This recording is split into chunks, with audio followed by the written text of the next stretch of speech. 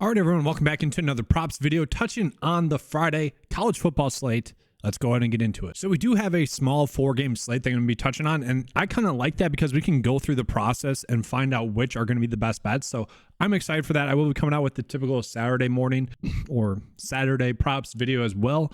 Be on the lookout for that after this video. But looking at, we got Wisconsin versus Purdue. Obviously, I'm a Wisconsin fan if you guys didn't know that by now.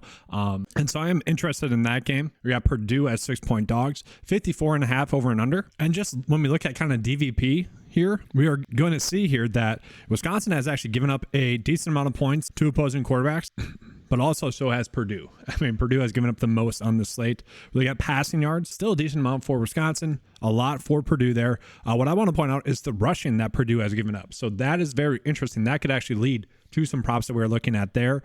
Running back wise, let's take a peek.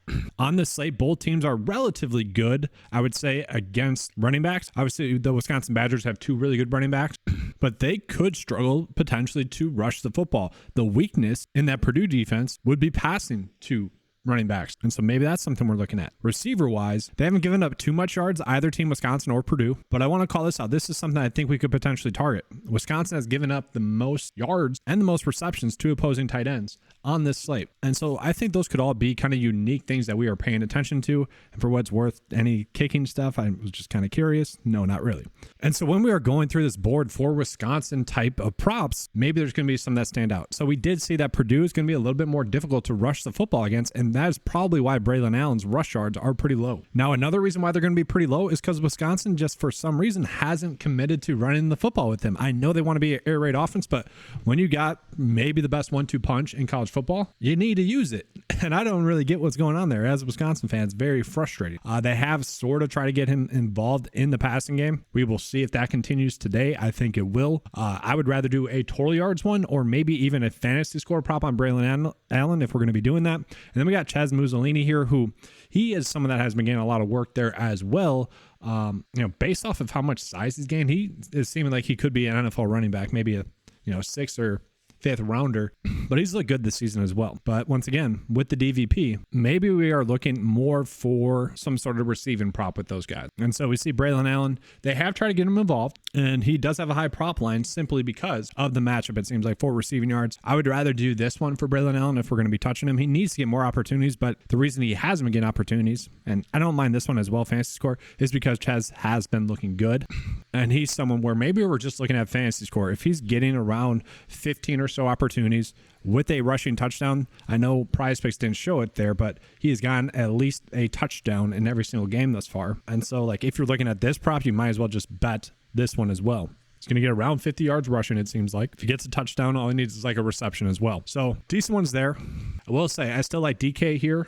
I like his talent. I would say this is a low yardage total. Now, the worry is that he hasn't been getting that many looks, and that's definitely the worry. But they just need to find a way to get him the ball. For what's worth, Skyler Bell, 5 receptions in each of the last 2 games. That is something that could continue again. They've been trying to force him the football, so not a terrible one there. I think he has a good chance of getting 3 receptions in this game. And then from there, we did notice that Purdue has given up a lot of rushing yards to opposing quarterback. And so we look at Tanner Mordecai here. This could be something that we're looking at. Now, he has gotten a decent amount of rushing attempts thus far, 10 and 7. So if that continues, I think we're going to see him easily be able to get that over, especially with the amount of rushing yards Purdue has given up to opposing quarterback. Now, on the flip side of that, let's look at Purdue. Well, actually, let's take a peek at the cheat sheet just to see which are the best props for those Badgers. And so pulling it up, we can see which are going to be the best props that we are getting. And strangely enough, the best one is actually looking at Tanner Mordecai for over interception. Now that's looking at it EV wise. We can see he has thrown 2 interceptions thus far. I don't know if I exactly agree with that one. For me, I like the over rushing yards. We see that we are getting,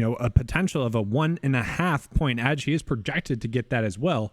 This is seeming to be a pretty good prop for us to roll with for rushing yard. All right. So now jumping into the Purdue side of the football, just looking at the best bets that we are getting for them, we are going to see that their quarterback Hudson Carr over 2 touchdowns is going to be the best one that we are getting.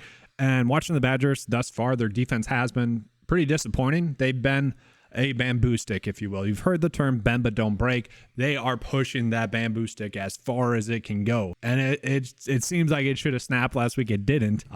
So we'll see if Hudson Carr can get his over 2 passing touchdowns. In terms of discrepancies that we are getting, we are seeing one with Yasin there. where kind of a big difference compared to Vegas. The one that I think I'm going to be most interested in is actually looking at this one here. What's unfortunate is that this is going to be a better bet, I would say, on something like underdog for receiving yards. I also don't mind the receptions prop for him. And why I don't mind that is because we did just see that the Badgers have kind of struggled against opposing tight ends. We look at his production thus far, 5 receptions in the first game, or in the last game, 8 receptions in the previous game, and then the first game, only 2. And so that's intriguing to me. Obviously, the Badgers struggling against tight ends and him being someone that has really popped off is intriguing. He was a redshirt freshman. It's noted here, right here, that, you know, there's a senior tight end who I'm guessing that's what happened in week 1. Maybe the senior tight end got a little bit too much playing time. Then they're like, all right, we need to get Max more involved. And that was their adjustment the next 2 weeks. And then we can see Card has only thrown 3 touchdowns total through 3 games. I don't know if that's exactly one where we do want to be targeting, you know, the over touchdowns. Now, they are splitting up the running back snaps a little bit between 2 running backs, Tracy Jr. and Maccabi. So we are getting a prop for him, so I just probably am not touching those. Then receiver-wise, the production does seem to be pretty spread out there as well, so I'm not sure we need to be targeting any of these. To me, it would kind of feel like we're forcing it. Now, I do think there's maybe the potential for a stacking opportunity, maybe just for receptions for all these guys, but that'd be probably the only way I'd be going in on any of them is for a receptions-based prop. And just real quickly, taking a peek at the snaps that we are getting or have gotten for these guys. Not a full list. Here we go. Here's the full list. So yeah, DK, we can see just not really leaving the field. That is someone that we probably should be targeting then. Mordecai, you know, one game was a blowout, so not getting the full allotment of snaps. I don't think we need to be talking about their tight end at all. Will Pauling playing a decent amount of snaps. What's interesting is Skyler Bell, 5 targets in each of the games. We see that this is going to be the reason why his receptions prop is pretty low. And so let me just take a quick peek at Will Pauling, see if we are getting any good props for him that I might have missed. So for Will Pauling, okay, he did do really well in the first game and the second game, and then last game against Georgia State, not exactly the production you'd want. Out of curiosity, let's see his targets total. 13. Yeah, that's crazy, guys. Skyler Bell, he's operating out of the slot. 5 targets in each game thus far. Bryson Green was someone that you would expect to get maybe some more work or more production. Just missed on him a few times there. And then we do see Braylon Allen having a high target share there. And then just flipping it around real quick, let's look at the Purdue snaps as well. We see Yasin being the player that's getting the most snaps. And then, yes, that tight end play is looking good. The snaps are going to be there for him. It would seem like that's when I don't want to say we should be locking him, but we can see decent stacking opportunity for all of them. We are seeing a lot of 11 personnel is really what this is telling me. And let's just take a peek at the targets there. Who has gotten the most target? Yasin, Burks, Claire, the tight end. So interesting there, right? So here's a potential slip that you can run out there for this game. I would say my 2 favorite ones are going to be these 2. I think Mordecai has a really good chance of getting the over rushing yards, and I think Max Claire has a really good chance of getting his over receptions. The snap counts for Skyler Bell does worry me. On the flip side of that, DK's snap counts should lead to him getting over 42.5 receiving yards. If you want to go 3 receptions, you can do that. We have seen that Purdue has given up a lot of yards to opposing running backs, and we see that Braylon Allen has a lot of targets. They have made it clear that they want to get him involved in the passing game, and if they have that strategy again, which kind of watching it, it's like, all right, let's just stop doing that. That's not working. But maybe they continue to roll with that and they get him more involved. And Will Pauling playing a lot more snaps than I would have thought. He's gotten this over 2 out of 3 games. Okay, I know Purdue's decent against the pass. Don't love the fact that we're getting 2 Badgers passing props for receivers, and maybe you just go with one of those if you guys are building out your own slip. I wish I could get more for Purdue. I just don't have a good feeling. I would say Yasin for over receptions would be a decent one. I think that's going to be more of a push, though. All right, that game took a while. Obviously, I'm a Badger fan. I feel like I have more intel, I guess, on that, whereas these other games don't really know too much. Okay, so looking at, we got North Carolina State versus Virginia. Any big injury news that we need to worry about? No injury data. Okay, let's look at the weather. Sunny. Don't have to worry about that. Virginia is going to be 7.5 point dogs on average. Well, 7.6. The over and under is set at 48. Okay. And why do I like the Badger game the most, guys? It's because of that over and under. That's part of the reason why I took as much time on it, because if we're looking at overs, which I typically like to do, we want to be targeting the game that's going to be the highest scoring. But let's take a peek at North Carolina versus Virginia. Once again, let's just take a peek at the DVP, seeing if we are getting any sort of edge there. Middle of the road for receiving yards to running backs. Let's see here. Virginia does give up a lot of rushing to opposing running backs, so there's the potential that we could be looking at someone from North Carolina State, and a lot of touchdowns there. So Virginia's weakness is against the run. Quarterback-wise, let's see. Passing yards given up. North Carolina State pretty good against the pass, so is Virginia. Actually, North Carolina State, they've only played 2 games. That's something worth monitoring there. So let's look at points per game. That's somewhat of an indication typically. Okay, there we go. So points per game, North Carolina State and Virginia. So we're probably looking at a little bit there. both the running backs in that game. Points given up. And guys, once again, with the Badgers, just going back to it real quick, I feel like I'm missing out on some Purdue players. Just tossing it out there. Tight end wise, maybe we're looking at some sort of prop there for the tight end for North Carolina State, or sorry, for Virginia. Now, I do want to call this out, guys. I kind of think I like Armstrong today, just in general, and I want to call out why. We can see some of these games have been a little bit blowouts. This was the closest game, and he was pretty productive. And maybe we're looking at fantasy points because we don't know maybe where his production is going to come from. But like they haven't had a close game yet. And this might not be a close game. Again, remember 7.8 now. Interesting. But when I look at his fantasy score, and let's just type in Armstrong here. Like when we type him in, you could do passing yards. I don't hate that. You could do rush yards as well. But for me, I actually don't mind the idea of over fantasy score as long as this game stays close. We see that game against VMI was a game that didn't stay close. They won 45-7. They didn't need him on the field that much, thus his production wasn't there. You give him another touchdown, aka that game staying close for a little bit longer, then we would see that he does get that over probably, right? You just add on a touchdown, he just misses out on it, but albeit, I think that's a pretty good prop on the day. And now we did see for both teams, we want to be looking at the running back. And so let's see which one we could roll with. We got Michael Allen, probably not. We got Mims. Let's actually just look at their snap counts, see if there's one that we want to go in on. And so we'll see it, guys. They are just running out a ton of receivers. That's what's been occurring. And this was against Notre Dame. It's college football. We don't always get all the snap counts that we want. We can see Jordan Hudson was the one that did get the most snaps in that, and then it was Michael Allen. So maybe he's the one we're rolling with the most. That's unfortunate because I don't even know if we're going to get any running back props for them. Let's see. Yeah, we're not getting any of those props. So receiver wise, we did see that they really spread out the workloads there. And so for me, that kind of just feels like a stay away. And so now moving on into Virginia, we do see that their quarterback is currently questionable, considered day to day. And so it does seem like we might be getting the backup quarterback again in this game. And then it's going to be interesting to see if that maybe leads to more rushing attempts, maybe for their running backs. We did see NC State is a team that does struggle against running backs. Let's actually take a peek at the snap count, seeing if we're getting any data for that. Okay, so for Virginia, we are seeing Paris Jones on average about 65% of the snaps. So if that continues in this matchup, he should be able to get the over rushing yard. And just real quickly pulling it up, we are going to see that the PrizePicks line is probably the most aggressive out of all of them. So if you want to make this bet, it's going to be the best bet for you guys to make on Underdog, where it's at 33.5. PrizePicks has set at 36.5. Once again, it's always about making the best decisions we can possible. That's going to be a good one for Underdog. Now, two players that I like in this game are actually Malik Washington and Malachi Fields. We are going to see that those two have a decently high snap share. 93 for Washington, for Fields, 84. We look at those targets for those two guys. They are definitely leading the teams in targets. 35 for Fields, 29 for Washington, right? That is a ton. And so just pulling up both of their props, we are seeing that once again for Virginia, if we are chasing any of their props, we are probably doing that on Underdog, where we are just getting better line. Now for Washington, if you wanted to, you could potentially run out fantasy score. This does seem to be like a low number for the amount of snaps that he has been playing. The worry obviously would be the matchup is more favored for the running backs. Then we just look at Fields as well. It's another one of those situations where we could run over the fantasy score, but for him, I like the fact that we're getting a receptions prop. We saw how high a target share he had.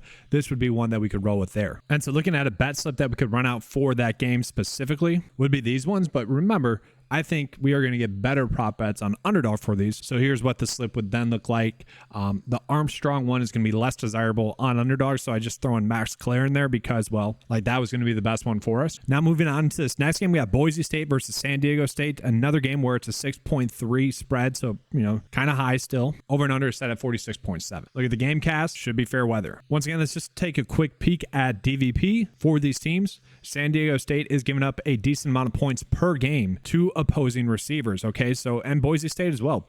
Both of these teams are going to be teams that we could be looking at for probably receiving or passing props. And I want to call it the targets as well. That's a lot of targets. Other teams are seeing that as a weakness for San Diego State. Running back wise, kind of the opposite for both teams. So definitely looking at receivers for them. Our quarterback wise, I imagine it's going to be somewhat of the same, just to a lesser degree. And it is. Okay. Decent amount of passing yards. I mean, that's a lot of passing yards. 3 games for both of those teams. Yeah. Going to be a passive game. That's going to be probably fun to watch then. So starting with Boise State for a little bit of a preview here, we will see not a lot of passing attempts, 39 in that first game against Washington, and then from there the passing attempts have been down for their quarterback. I think we can just kind of skip over the running back, although the running back has been highly productive thus far. I mean, there's 3 touchdowns, a lot of work receiving as well, and maybe that's something that they get him involved in instead is catching some passes out of the backfield.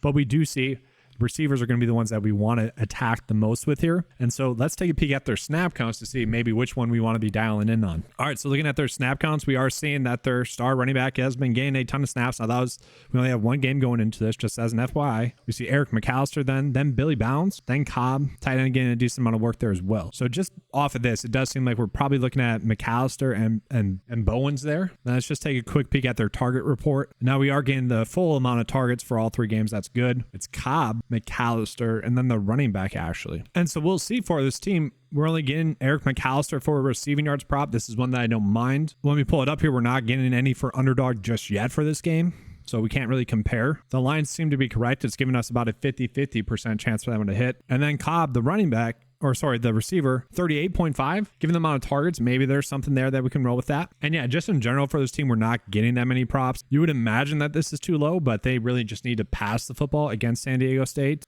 right? Like, why wouldn't they? So probably a stacking opportunity for these three. If you guys want to bet the overs for those three, I don't mind that. Then looking at SDSU, we can see, a little bit more pass attempts, about 30 on average per game, which obviously if they do that in this game, that could mean some production. Looking at their snaps real quick, we are only getting one game. We see Shaw being the top receiver there, then Brooks. I'm actually very curious about the target report, actually. So it is still Shaw. And then we did see their tight end was actually someone that has been getting a lot of snaps there as well. So if this game is going to be as high passing as it seems like, he's someone we could certainly be looking at. And I don't know about you guys, but this line seems to be pretty low, I would say, in the game where we are kind of expecting it to be a pass-heavy game. And then just looking at the quarterback for SDSU, we do see that this passing yards prop should probably be a good one as long as the game stays close. So here's a bet slip that you could run out for this game. We get the receivers here. I would say Shaw is probably my favorite for the over receiving yards, and then maybe the tight end. But my favorite in this one is going to be the passing yards prop here for the quarterback. And I just want to call this out as well for that passing prop. We are seeing that the Vegas line is set at 168. PrizePicks has bumped up to 170. Underdog has it set at 169. So you're probably better off doing it on Underdog there as well. Those slight edges we can gain. It's 1 yard, but you never know. All right, now moving on into the last game, we got Air Force versus San Jose State. Okay, about a 6-point spread there. 45.8 for an over and under. Nothing to worry about weather-wise. Once again, just taking a peek at DVP, seeing if we are getting anything. We are seeing San Jose State. They have given up a lot of points to opposing quarterbacks, but that is in 4 games. Let's call that out. So a lot of the production has just come from touchdowns, and specifically touchdowns via the running game for opposing quarterbacks. So something to monitor. Running back wise, Air Force has been pretty darn good against running backs, whereas San Jose State, middle of the field, both have been pretty good against opposing receivers for the most part, and same thing for tight ends. So yeah, maybe, and I'm very curious, I don't know anything about these quarterbacks, maybe the Air Force quarterback is one that rushes the football. Let's take a peek. And he is very beautiful there. Let's see if we are getting any good props there for him. Maybe this is a situation where we could be looking at over fantasy score, and my goodness, he doesn't throw the football. And yes, looking at it, guys, we are getting a rushing prop for him, and I wish we were getting a fantasy score prop. Let's actually take a peek at Underdog, see if we are. We are not, but once again, we have a better bet there on Underdog with the rushing one. If you wanted to attack that one, it seems to be a path that we can roll with. I actually don't mind that. DFS wise, that could be sneaky as well. And yeah, with that, I don't think we need to be touching about any Air Force players other than that. Let's look at San Jose State. We are seeing that they do pass the ball a decent amount, 38-21 blowout game. We don't need to worry about that too much. And then 41. And so the only prop that we're getting for him is going to be passing yards right now on PrizePicks, and same thing for Underdog. Like, if that changes throughout the day, throughout the night, maybe you could find something where fantasy points is going to be the option. But yeah, for those 2 games, it doesn't seem like we have much just yet. So let's go ahead and get into my favorite bets for the day. So these are my 4 favorite on the night slate. We have seen Wisconsin struggle against opposing tight ends. I think that's going to be a very good one for us. We see Claire getting a lot of snaps. Should be a good one. Tanner Mordecai, I think he has a great chance to get over 18.5 rush yards. We have seen him rush the football a lot more the last 2 games. That's a weakness for Purdue. I think Brennan Armstrong over fantasy score is the best prop for him, and he is someone that I do want to be targeting. And we do see Boise struggle against the pass, so Jalen Maiden for over pass yards I think is going to be a good one. Just make sure we're checking these on Underdog as well. We are seeming to get better value on Underdog as well. Other props I like, DK for over receiving yards. We had the 2 pass catchers there for Maiden that I think are going to be pretty good ones as well. So you could certainly add those onto the slip if you wanted. That's going to be all for this video. If you guys want access to that 9-to-5 cheat sheet, it's just $10 a month. Link to that's in the description below. If you guys want access to that ODDSJAM Sportsbook View as well as their optimizer, that is available in the link in the description below. Use the promo code 9-to-5 to get 25% off. Thanks for watching. Let's have a good slate. As always, let's keep cashing.